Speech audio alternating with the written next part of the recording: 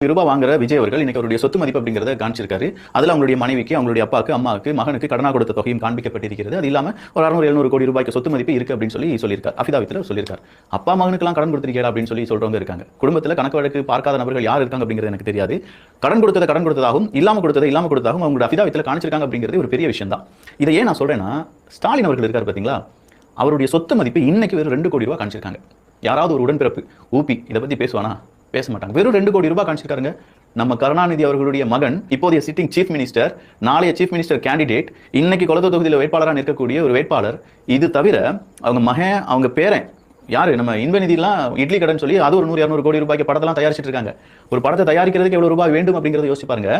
இப்படி இருந்து அவருடைய அஃபிதாவித்ல வெறும் 2 கோடி ரூபாய் தான் இருக்கு அப்படின்னு சொல்லி காண்பிச்சிருக்காங்க. அப்பா மகன் பிள்ளைக்கு பொண்டாட்டிக்கு எல்லாம் கடன் கொடுத்திருக்காருன்னு சொல்ல தெரிஞ்ச நமக்கு 2 கோடி ரூபாயில ஒரு சீஃப் மினிஸ்டர் இருக்காரு. அதுவும் நம்ப முடியுதாங்கிறத, எப்படி அதை கடந்து செல்கிறோம் என்பது எனக்கு புரியல.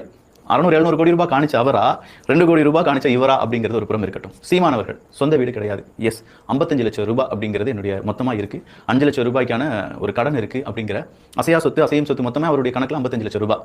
அப்போ அவர் காண்பித்திருக்கக்கூடிய அந்த ஒரு தொகை இருக்கு பாத்தீங்களா, அது கூட சீமானவர்களுக்கு 55 லட்சம் ரூபாய்னா ஸ்டாலின் அவர்களுக்கு 2 கோடி தான் அப்படிங்கிறத எப்படி நம்மளால நம்ப முடியும்? ஆனா இதை நம்புறோம் பாத்தீங்களா, இந்த நம்பிக்கைன்னு ஒன்று இருக்கு பாத்தீங்களா, இதுதான் இங்க பிரச்சனையாவே இருக்கு. இந்த நம்பிக்கையில சின்னதா ஒரு கேள்வி கூட வந்துடக்கூடாதுன்னு சொல்லி இதை பத்தி யாரும் பெருசாவே பேச மாட்டாங்க. 600 கோடி ரூபாய் காணிச்ச விஜய் அவர்கள் அப்படின்னு சொல்லி அதை பெருசா காண்பிக்கிறாங்க.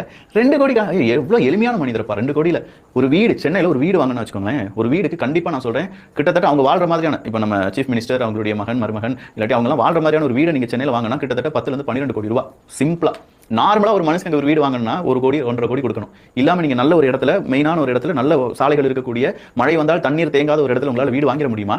அப்படி வாங்கிட்டீங்கன்னா அதுக்கு ஒரு 2 கோடி கம்மியா உங்களால வாங்கிட முடியுமா?